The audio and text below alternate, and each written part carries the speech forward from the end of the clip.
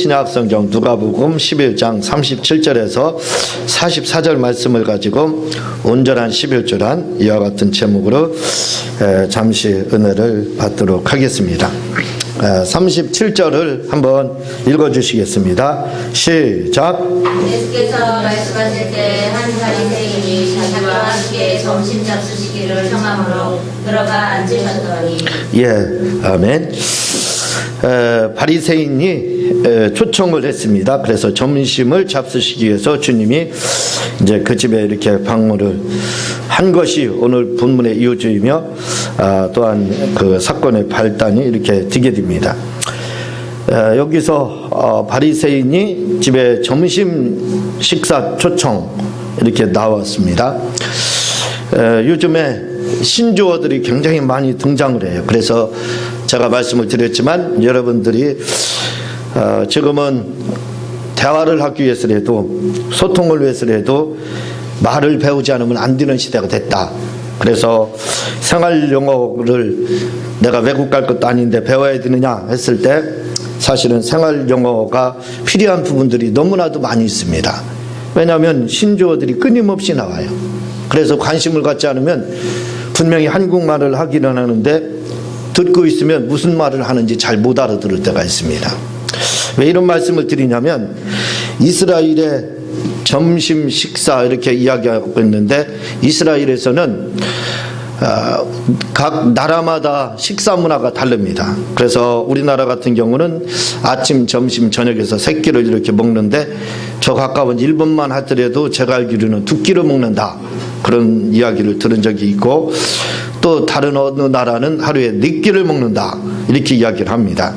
그리고 오늘 본문에서 나오는 이스라엘은 하루에 두 끼 식사를 이렇게 한다는 겁니다. 그래서 서민들은 하루에 세 끼 식사를 해서 식사를 하는데 왜냐하면 일을 하기 위해서 일하지 않으면 힘이 나지 않기 에너지 탄수화물 부족으로 인해서 힘을 내지 못합니다. 그래서 하루 세 끼 식사를 이렇게 하지만 상류층 같은 경우는 하루에 두 끼 식사를 이렇게 한다는 겁니다. 그래서 주님이 지금 바리새인 집에 초청을 받은 것은 상류층에 해당하기 때문에 바로 두 끼 식사를 하기 때문에 오늘 이렇게 초청받은 것은 지금 말로 바꾸면 브런치 이렇게 되어 있습니다. 옛날에는 브런치가 뭔가 잘 이해를 못하잖아요. 그것이 아침 겸 점심으로 먹는 식사를 바로 브런치 이렇게 지금 신조어로 그렇게 부르고 있습니다. 그러니까 현대말로 바꾸면 주님이 지금 점심을 잡수시기 위해서 가셨는데 바로 브런치로다 이렇게 드시기 위해서 가셨다라고 보면 될 겁니다. 이렇게 식사를 하러 바리새인 집에 방문을 하게 됐는데 그때 바리새인들에게는 항상 관심거리가 있습니다. 저 사람이 얼마나 율법의 세칙을 잘 감당하고 지키느냐 이겁니다. 그러니까 보기에 겉으로 다 위생 상태 이런 것들에 대한 관심이 굉장히 많습니다. 그런데 점심 식사를 하시려고 하는데 보니까 우리 주님이 잡수시기 전에 씻지 않고 손 씻지 않고 씻는 것을 잊어버리고 그냥 먹더라 이거죠. 여러분 한번 생각해 보시기 바랍니다. 주님이 이 문화 가운데 잘하신 분입니다. 그래서 식사를 할 때 특히 바리새인들이라든가 이런 사람들에게 식사를 초대를 받을 때 손을 씻지 않고 식사를 한다는 것이 그것이 그들의 보기에 책이 될 수 있는 그러한 하나의 발단이 된다는 것을 모르셨을까요? 알고 계십니다. 그러나 주님이 지금 이 부분을 통해서 하시고 싶은 메시지가 따로 있는 겁니다. 그래서 주님이 지금 손을 씻지 않는 거예요. 그래서 손을 씻지 않고 마가복음 7장 2절에 보면 제자들이 손 씻지 아니하고 이렇게 식사를 하시는 것이 나오게 됩니다. 그래서 역시 또 이들이 책을 잡고 이야기를 또 하는 것이 이렇게 나오는데 본절에서는 주님이 식사를 하실 때 손을 씻지 않고 식사를 하시더라 이거죠. 그걸 봤습니다. 아니 여러분들 우리나라에서도 그렇지만 우리나라에서도 밥 먹기 전에 또는 어디를 밖에 나갔다 온다든가 하면 손 씻고 발 씻는 것은 기본입니다. 그리고 손을 씻고 식사를 하는 것은 세계 어느 나라를 가더라도 그건 기본입니다. 그런데 주님이 그걸 씻지 않았어요. 왜 씻지 않았을까요? 별거 아닐 수도 있습니다. 그런데 당시에 이스라엘에서는 율법에는 이렇게 손을 씻지 않으면 안 된다 하는 규정이 없습니다. 그러나 바리새인들이 세운 율법의 세칙에 보면은 밥 먹기 전에는 반드시 손을 씻어야 된다라는 규정이 있습니다. 이 규정을, 율법의 세칙을 주님이 바로 어겼다 이겁니다. 그게 이제 문제가 되는 거죠. 자, 그런데 밥 먹기 전에 손을 씻는 것은 우리나라에서는 위생상 밥 먹기 전에 손을 씻으라는 겁니다. 그래서 요즘 뭐 이질이나 또는 유행성 독감이 전염병이 확산되고 그런 추세에 있는데, 그래서 TV에 여러분들이 보게 되면 손만 잘 씻어도 전염병을 예방할 수 있다 해서 손을 열심히 씻어라 이렇게 이제 공익 광고에서 광고하는 것을 여러분들이 아마 들어보았을 겁니다. 자, 그런 위생의 문제 때문에 전염병 예방을 위해서 손을 씻어라 했으면 아마 주님이 씻었을 거예요. 그런데 이 바리새인들은 손 씻는 것은 위생상으로 다 손을 씻었던 것이 아닙니다. 그들이 손을 씻었던 이유는 이것은 하나의 종교적인 행위였습니다. 다시 말하면 손을 씻는 것은 그들은 위생과 관계없이 자기가 하루 동안에 오전 중에 잘못하고 범죄한 걸 손으로 다 씻으면서 이 손 씻는 것이 바로 회개하는 것처럼, 다시 말하면 침례로 그렇게 생각을 했습니다. 그러니까 사람에게 다 죄가 있는데 손 씻지 않았다, 위생 관계상 손을 씻지 않았다 하면 아유 위생상 안 좋으니까 손을 씻으세요. 아, 저분은 위생을 생각하지 않고 손을 씻지 않고 이렇게 생활하나 보다 이렇게 생각할 수 있습니다. 그러나 이것은 율법의 세칙으로 다 종교적인 행위입니다. 침례가 우리에게 죄를 씻고 또한 구원의 확신을 주는 그런 증표가 되는 것처럼 이들은 잘못이 있을 때 바로 손을 씻음으로써 이렇게 손 씻는 것을 통해서 그들은 생각을 했습니다. 뭐라고 생각하냐면 바로 죄가 씻었다 이렇게 생각을 하는 거예요. 그래서 죄 씻는 것이 율법의 색칙을 지키는 것으로만 끝나는 것이 아니라 이들은 종교적인 어떤 성결의식으로 생각했기 때문에 손 씻는 문제를 이렇게 아주 신중하게 다루고 있다 이 말입니다. 자, 39절에서 보게 되면 40절까지 보면요, 주께서 이제 이런 일이 있었습니다. 그래서 바리새인들에게 뭐라고 이야기하냐면, 바리새인은 지금 잔과 대접은 그 대접의 겉은 깨끗하나 그 속에는 어떻다고요? 탐욕과 악독이 가득하다. 그러면 어리석은 자들아 그것을 만드시니가 속도 만들지 아니었느냐 이렇게 이야기를 하고 있습니다. 이 바리새인들은 제가 언젠가 말씀을 드렸지만 바리새인들은 언제부터 태동하기 시작했냐면 주님 오시기 전 BC입니다. 그래서 주님 오시기 전에 BC라고 하는데 BC 167년에 시리아의 8대 왕 안티오코스 4세가 이스라엘을 점령을 하게 됩니다. 이때부터 무슨 일이 일어나냐면 마카비 형제에 의해서 이스라엘이 독립운동이 일어나게 돼요. 그러면서 동시에 어떤 운동이 일어나냐면 바리새 운동이 일어나기 시작합니다. 다시 말하면 바리새 운동이라는 건 뭐냐면 바르게 살자 이거예요. 우리말하고 다른 게 없습니다. 바리새 운동이 뭡니까? 한마디로 말씀드려서 성도 운동입니다. 다시 말하면 성도라는 뜻은 구별하다는 뜻을 가지고 있죠. 그러니까 성도 운동이 일어난 것이 뭐냐면 바로 바리새 운동입니다. 바르게 살자 이거죠. 우리가 왜 저 바벨론에 포로가 되고 이렇게 시리아의 포로가 됐느냐? 그것은 우리가 하나님의 말씀대로 바르게 살지 못하고 성도로서의 바르게 삶을 살지 못했기 때문에 이런 환란이 우리에게 닥쳐온 것이다. 그러므로 우리는 경성에서 깨서 이제 바르게 살자, 바른 신앙생활을 하자, 하나님 말씀대로 거기에 저쪽되지 않고 하나님 말씀대로 우리가 살아가자 해서 일어난 운동이, 자연스럽게 일어난 운동이 바로 바리새 운동입니다. 그 바리새 운동은 굉장히 참으로 좋은 운동입니다. 왜냐하면 바르게 살자 운동이에요. 신앙생활 바르게 하자, 하나님의 말씀 바르게 믿자, 말씀대로 믿자, 그런 운동으로 시작이 됐습니다. 그러나 이것이 약 100년이 넘게 지속되다가 그만 200년 정도 뒤 후에는 그냥 바리새 운동이 그 바르게 살기 운동으로 다 계속해서 지향이 됐으면 얼마나 좋았겠습니까? 그러나 후에는 이것이 거칠의 운동으로 바뀌었어요. 그러니까 형식 운동으로 바뀌게 됐습니다. 그래서 남에 보이기 위해서 그 바르게 사는 것처럼 나올 때는 멋있는 옷을 입고 아름다운 옷을 입고 관을 쓰고 이렇게 나와서 남을 궁히 여기는 것처럼 만연의 미소를 띄우면서 안녕하세요 하고 뭐 인사를 한다든가 그렇게 생활을 했던 사람 그 이후에는 그렇게 거칠의 운동으로 바뀌게 됐습니다. 그래서 이제 주님으로부터 문제가 되기 시작한 거예요. 다른 사람들이 볼 때는 바리새인들은 의대에 구별된 지도자들이기 때문에 보면 거룩하게 살고 있죠. 남을 궁히 여기는 것처럼 말을 합니다.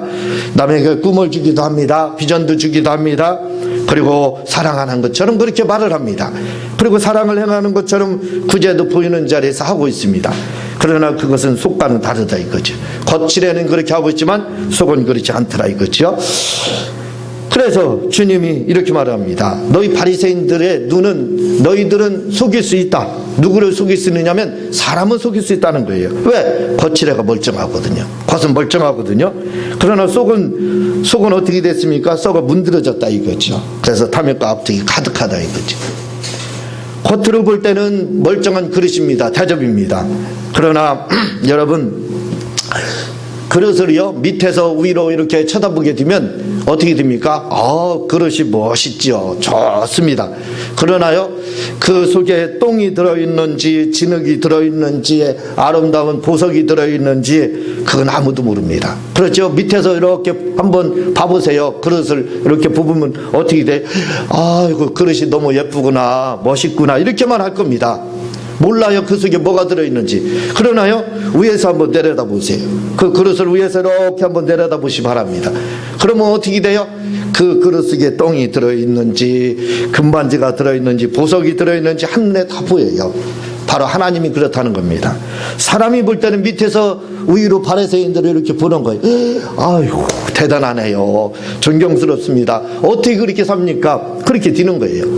그러나 하나님은 위에서 보시는 분이에요. 우리는 밑에서 보지만 하나님은 위에서 이렇게 내려다보는 분이에요. 그러니까 그 속에 뭐가 들어있는지 다 알게 되는 겁니다.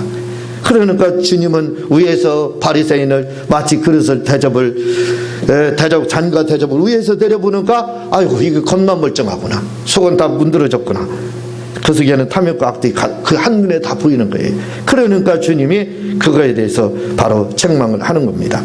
어리석은 자들아 이렇게 겉만 봐서 멀쩡한 거 보이지만 하나님은 그 속도 보시는 분이다. 만들지 않았느냐? 그 말은 속도 만들지 않았느냐 이런 것은 속도 보시는 분이다 그런 뜻입니다. 그러면서 41절에 보면요 그러나 그 안에 있는 것으로 구제하라 이렇게 말을 이들에게 그러면 너희들이 구제를 하면 겉이 깨끗해질 거다 이렇게 주님이 말씀하십니다. 이 말씀이 무슨 말이냐면요 겉으로 볼 때는 멀쩡하다고 그랬습니다. 아래에서 위로 보면 멀쩡하죠. 그러나 속은 문드러졌습니다. 탐욕과 악독이 가득 찼어요. 이 탐욕과 악독을 가지고 뭐 했겠습니까? 요즘에 총리 후보 인사청문회 장관들 인사청문회 합니다. 그걸 보면서 여러분들이 느끼는 것이 굉장히 많을 거예요. 뭐냐면 세상에 털어서 먼지 안 나는 사람은 없다 하는 생각을 아마 여러분들 다 가질 거예요. 그렇죠? 너무 크게 이제 먼지가 나면 문제가 되는 거죠. 이렇게 저 총리 후보자로서 멋있게 지명을 받아서 총리로 다 될 만한 사람들이 그냥 부정 축제 이런 걸로 인해 가지고 사이에서 이제 가만히 있으면 계속해서 가문의 영광이었는데 존경받았는데 가문의 먹칠을 하게 되더라 이거죠. 그런 경우가 많이 있다 이겁니다. 마찬가지예요. 겉으로는 멀쩡합니다. 바리새인들이 화려하지요. 다른 사람들에게 구제도 행하는 것처럼 보이고 선도 행하는 것처럼 보여요. 그러나 그 속은 악독과 탐욕이 가득해서 그거 가지고 뭐 한 줄 아세요? 바로 부정축제를 한 겁니다. 그래서 주님이 그렇게 말해요. 너희 안에 있는 것으로 구제하라. 부정축제한 것이 너희 속에 가득하지 않느냐. 물질로다. 마음뿐만 아니라 이겁니다. 올바른 방법으로 재물을 모은 것이 아니라 부정축제로다 재물을 모았다 이거죠. 그래서 그 부정축제로다 모은 거 너희들이 진짜 바리새인 운동을 바르게 한다면, 제가 그랬죠. 바리새인 운동은 바르게 믿음 갖자, 바른 신앙생활을 하자는 운동이라겠어요. 그걸 진짜 너희들이 하려면 중요한 것이 있다. 그러면 너희가 부정축제로 다 쌓아놓은 그 재물을 가지고 다 어떡하라고요? 이웃을 구제하라 이겁니다.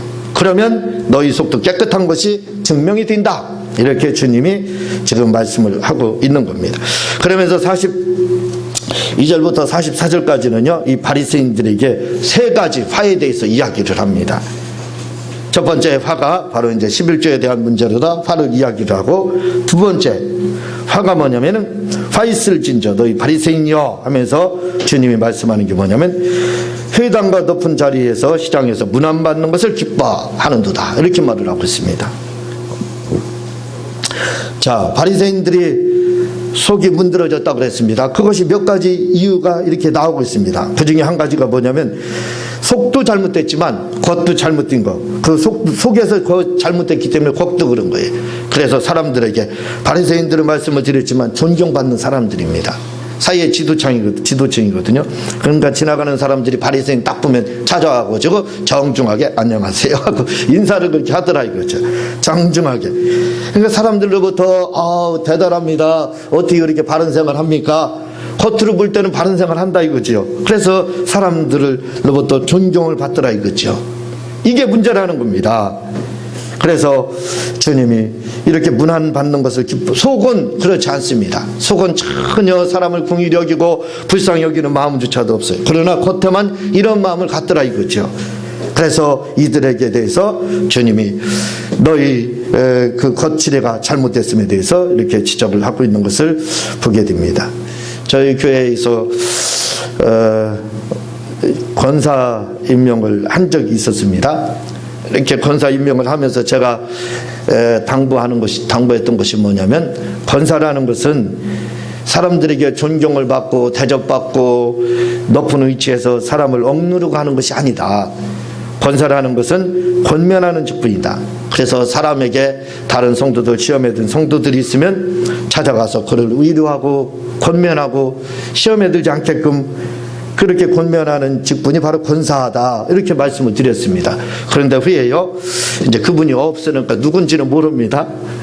지난 후에 들려오는 소식이 뭐라고 들려오냐면, 왜 권사 대접을 교회에서 안 해주냐 이거예요. 왜 권사 대접을 안 해줬느냐 이거예요.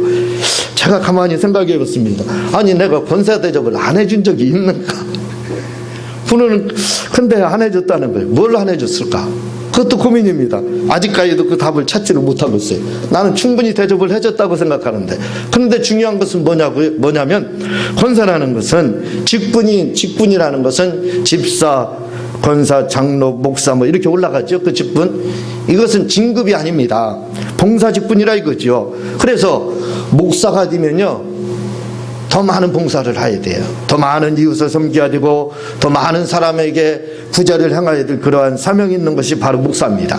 이렇게 직분이 올라갈수록 그 감당이 더 커집니다. 섬김의 직분이라 이거지요. 그러니까 더 많이 섬겨야 되는 겁니다. 그러나 장로님이 되면 어떻게 돼요?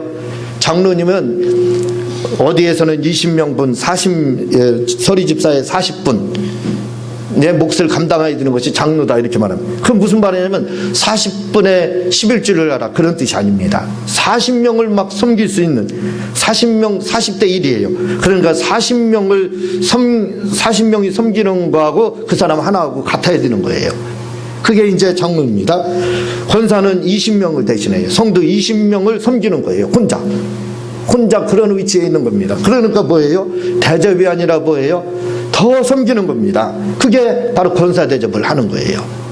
그러니까 바리새인들도 그래요. 바리새인들이라는 자들은 봉사직분입니다. 바르게 살기 위해서 태동했기 때문에. 그런데 이들은 어떻게 돼? 아니, 왜 나에게 권사 대접을 안 해줍니까? 그렇게 말하는 거랑 똑같다는 거예요. 왜 나에게 장로 대접을 안 해줍니까? 하는 거랑 똑같다 이거예요. 그게 아니라 이겁니다. 섬기기 위해서 생긴 직분이 바로 이 바리새인이라는 것을 이들은 200년이 흐른 후에 망각한 겁니다. 그래서 지금 주님이 책망을 하고 있는 거예요. 또 한 가지는 화 있을 진저 너희여, 너희는 평토장, 이걸 다른 곳에서는 해칠한 무덤, 이스라엘에서는 무덤을 화려하게 꾸밉니다. 특히 선지자들 이런 사람들의 무덤은 날마다 우리가 도배를 하는 것처럼 몇 년 지나면 집을 도배를 하고 인테리어를 새로 그렇게 하는 것처럼 바리새인들은 선지자들을 그렇게 잘 모셨습니다. 그래서 선지자들의 무덤, 그들을 누가 죽였어요? 자기들의 조상이 죽였잖아요. 근데 그 조상들은 잘못했고 우리는 잘 섬긴다 해서 겉으로 다 막 해칠해 주는 겁니다. 무덤을 잘 아름답게 꾸미는 거예요. 그러나 그 속에 뭐가 있느냐 이거죠. 뼈밖에 더 있느냐 이겁니다. 그래서 이건 뭘 말을 하냐면 바리새인들의 너희들의 겉치장은 참으로 해칠한 무덤처럼 아름답다 이거예요. 그러나 그 속은 뭐가 있어요? 뼈밖에 없다 이거죠. 시체가 가득하다 이거죠. 그래서 너희 속에는 시체가 가득하다 이렇게 주님이 지금 책망을 하고 있는 겁니다. 그러면서 이 42절에 보면은 화 있을진저 너희 바리새인이여 너희는 박하와 운양과 모든 채소의 11조는 드리되 이렇게 이야기를 하고 있습니다. 그들이 책망받은 첫 번째 이유 중에 하나가 뭐냐면 바로 11조 생활이라 이거죠. 11조 생활을 이들은 참으로 잘했습니다. 뭐까지도 11조 생활하냐면 박하와 운양과 모든 채소까지도 11조 생활을 했어요. 그러니까 11조 생활을 얼마나 철저하게 했는지 모릅니다. 그래서 이들의 11조 생활이라는 것은 우리는 소득의 11조를 드리는 것이 아니라 대부분 월급의 11조를 이렇게 하고 있습니다. 그러나 온전한 11조는 월급의 11조를 말을 하는 게 아니에요. 바로 소득의 11조를 말을 하는 겁니다. 그래서 박하와 운양과 채소까지도 드리는 것, 그것이 바로 박하와 운양과 채소까지 드렸다는 것은 뭘 말을 하냐면 이들의 11조는 아주 소득의 11조로다. 월급의 11조가 아니라 소득의 11조로다. 이렇게 온전한 11조를 했다. 이 말입니다. 그렇게 지금 이렇게 11조를 했어요. 그러나 그들에게 중요한 것은 공의와 하나님 사랑하는 건 버렸다 이거죠. 그러나 이것도 행하고 저것도 버리지 말아야 된다. 이렇게 성경은 말을 하고 있습니다. 근데 요즘에요, 한국교회에서 이상한 또 운동이 일어나고 있습니다. 그 이상한 운동이라는 것이 뭐냐면요, 그 중에 하나가 뭐냐면 11조 폐지론을 주장하는 사람들이 있어요. 11조는 구약이라는 겁니다. 그래서 11조는 해서는 안 된다는 거예요. 어떤 분이요, 제가 방송설교를 보고 제가 그때 당시 방송설교 뭘 이야기를 했느냐면 방언에 대해서 이야기를 하면서 은사를 받고 싶으면 방언이 은사의 통로입니다. 그래서 방언을 꼭 말을 해야 됩니다 라고 이야기를 했어요. 그랬더니 전화가 왔어요. 만나자는 겁니다. 그래서 만났어요. 그랬더니 그분이 그 부분에 대해서 막 따집니다. 어떻게 해서 방언이 은사의 통로냐? 그럴 수 없다. 그냥도 된다. 이렇게 이야기합니다. 그럴 수도 있죠.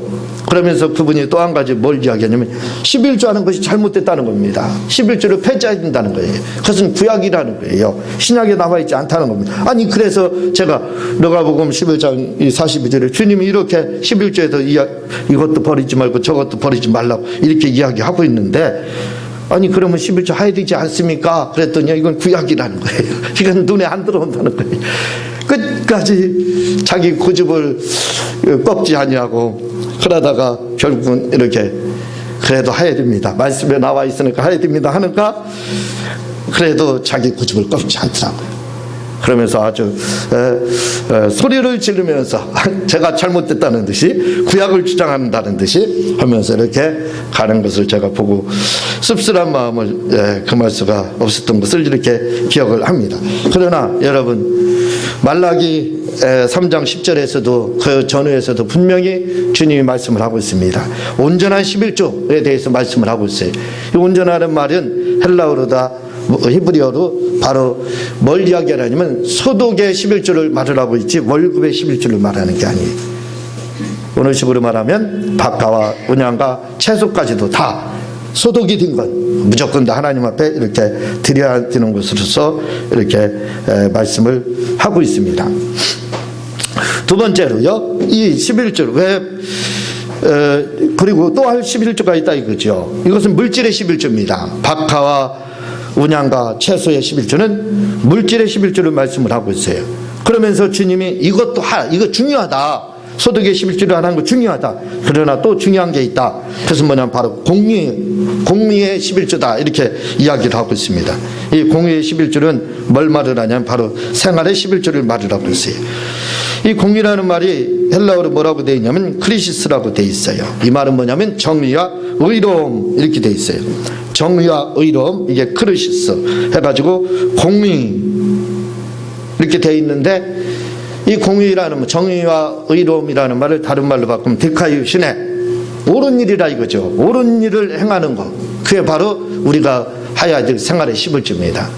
여러분, 첫 번째 여러분들 우리가 하나님께 해야 될 11조는 물질의 월급연이나 소득의 11조를 해야 된다는 것. 두 번째는 뭐예요?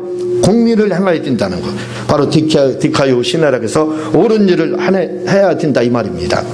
그렇다면 이 옳은 일이 뭐냐 이거예요. 요즘에요, 이 옳은 일이라는 것은 다른 말로 다 여러분들이 이해하기 쉽게 이렇게 말씀드리면 교제를 말을 하고 있습니다. 교제를 잘하는 것이 바로 옳은 일이에요. 그래서 성도의 교제, 이렇게 하나님과 교제라는 말이 있거든요. 이 교제라는 말이 헬라어로는 코이누니아, 또 커뮤니케이션 이렇게 이야기하고, 요즘에는 인터넷상에 뭐 신조어들이 많이 등장한다겠죠. 그래서 소셜 네트워크, 또 다른 말로는 호환 이렇게 이야기합니다. 이런 걸로 다 이제 교제라는 표현을 하고 있거든요. 근데 우리가 성도하고 교제해야 됩니다. 성도하고 교제합시다. 그러면 우리가 생각하는 것이 뭐냐면, 호환이 잘 되는 사람, 다시 말하면 자기하고 마음만 잘 맞는 사람하고 이야기를, 한마디로 토크를 나누는 거, 말이 잘 통하는 사람하고 토크를 잘 나누는 것이 뭐예요? 교제라고 생각합니다. 대부분은 그렇게 교제라고 생각해요. 그런데 이 교제라는 코이누니아에는 뭐라고 되냐면 분배라고 되어 있습니다. 분배라는 뜻을 가지고 있어요. 그러니까 우리가 교제를 한다는 것은 이 생활의 11조에서 굉장히 중요한 겁니다. 우리가 교제를 한다는 것은 생활의 11조를 하는 것인데, 그것은 코이누니아, 분배를 하는 거예요. 그러니까 우리가 교제하러 가면 성도들끼리 토크를, 마음이 잘 맞는, 호환이 잘 되는 사람하고 이야기 잘 나누는 것이 교제 잘하는 걸로 알아요. 그게 아닙니다. 그렇게 교제로 되어 있지 않고, 이 교제라는 것은 바로 대접하고 섬기고 봉사하는 것을 바로 교제라고 하는 거예요. 그러니까 성도랑 여러분 생활의 11조를 하기 위해서는 옳은 일을 행해야 됩니다. 옳은 일은 교제하는 겁니다. 교제하는 거니까 이야기만 잘 나누면 이것이 생활의 11조 하는 거다 이렇게 생각하는데, 이 코이누니아라는 뜻은, 교제라는 뜻이 분배가 그렇게 되어 있지 않습니다. 이야기만 나누는 것이 아니라 내 걸 가지고 다른 사람을 섬기는 거예요. 대접하는 겁니다. 그리고 그 대접하고 그에게 봉사하고 헌신하고 심고, 이런 것이 교제로 되어 있어요.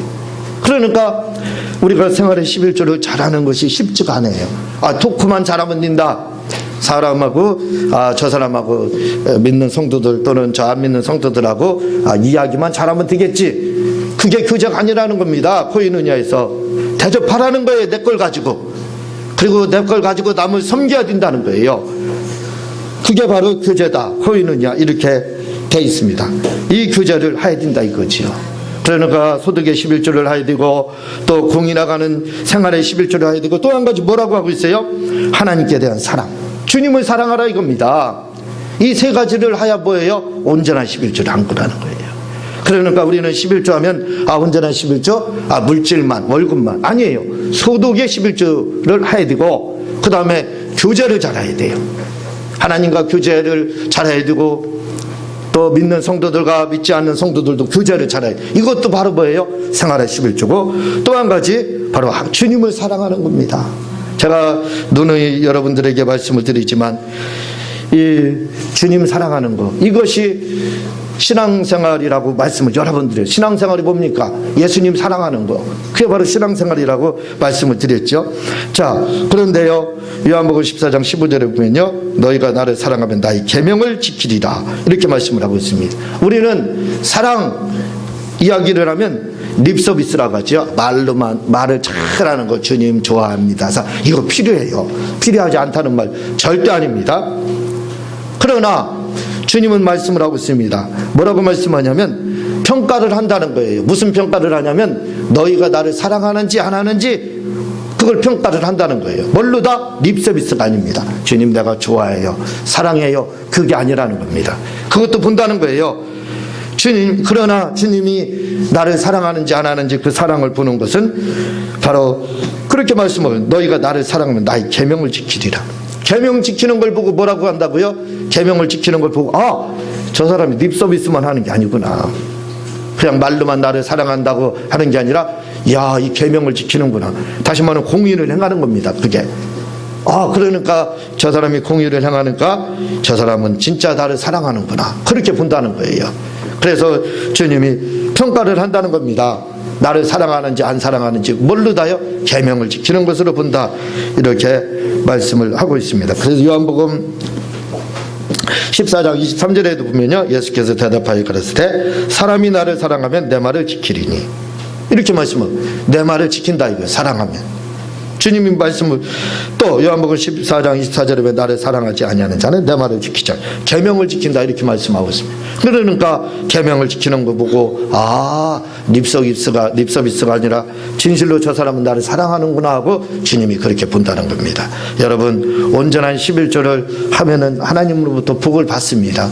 그 온전한 11조가 뭘 말을 하냐면 세 가지를 말한다는 것을 우리는 기억해야 돼요. 한 가지는 바로 물질의 소득의 11조를 말을 하고, 또 한 가지는 바로 공의를 향하는 교제를 잘하라는 거예요. 하나님과 교제 잘하고 성도들 교제 잘, 말만 잘하라는 뜻이 아니잖아요. 섬기고 봉사하고 내 거 가지고, 내 돈을 가지고 이웃을 섬기고 봉사하는 거, 그게 교제라고 고있느냐, 이렇게 돼 있습니다. 그리고 주님을 사랑하는 거, 계명을 지키는 거, 이렇게만 하면 하나님께서 놀라운 복을 주신다는 거예요. 여러분, 제가 어디를 이렇게 다녀봤는데요, 얼마나 감동을 받았는지 몰라요. 내가 얼마나 은혜를 받았는지 모릅니다. 그걸 제가 지금 잠깐 말씀을 드릴게요. 누구냐면 여러분들이 잘 압니다. 기독교 믿음의 기업이 여러 믿음의 기업이 있습니다. 그 중에서도 신원 에베네셀, 아마 모르는 분들이 없을 거예요. 신원 에베네셀의 회장님이 누구냐면 박성철 회장님입니다. 이분이 지금 현재 72세예요. 얼마 전에 어느 목회자 세미나에 이분이 오셨어요. 이분이 오셔가지고, 물론 제가 참석했다는 뜻이 아닙니다. 이분이 오셔가지고 목사님들 200분에게 호텔에서 점심을 다 제공하고, 거기서 끝나지 않았어요. 목사님들에게 내복을 선물로 다 했습니다. 내복을 선물을 다 했는데 그 내복 위에 모르겠어요. 나 그런 내복 안 입어봐서 모르겠는데 내복 한 벌에 30만 원씩 한대요. 그래서 200분 하면 6천만 원입니다. 그리고 호텔 식사는 1,000만 원 정도 이렇게 딘대요. 그러니까 한 자리에서 7천만 원을 이렇게 헌신하고 가셨어요. 근데 그러면서 그분이 식사하시면서 가까운 지인에게 이제 이야기를 하는 겁니다. 그때 강사님과 이제 식사를 같이 하면서 이야기를 하는 겁니다. 뭐라고 이야기하냐면, 그분의 먼저는 신원 에베네셀에 본사를 가게 되면요, 엘리베이터를 타게 되면 거기서부터 찬양이 막 흘러 넘친다는 겁니다. 그리고 그 옆에 엘리베이터 옆에는 월요일 날 예배 시간이 공지되어 있고, 그리고 3층에 가면은 예배당이 있고 신학연구원까지 있다는 겁니다. 이분이 IMF 때 굉장히 어려움을 겪었었는데, 그러나 위기를 잘 넘겼어요. 천일 기도를 하면서 위기를 넘겼는데, 이분이 천일 기도를 하는 가운데 99년도에 암에 걸려서 암 수술을 했다는 겁니다. 그리고 현재 72세예요. 근데 이분이요, 그렇게 하면서 놀라운 것을 식사를 하면서 목사님께 이야기를 하는 겁니다. 뭐라고 이야기하냐면요, 지금 현재 그 신원그룹의 매출이 연 2조라는 겁니다.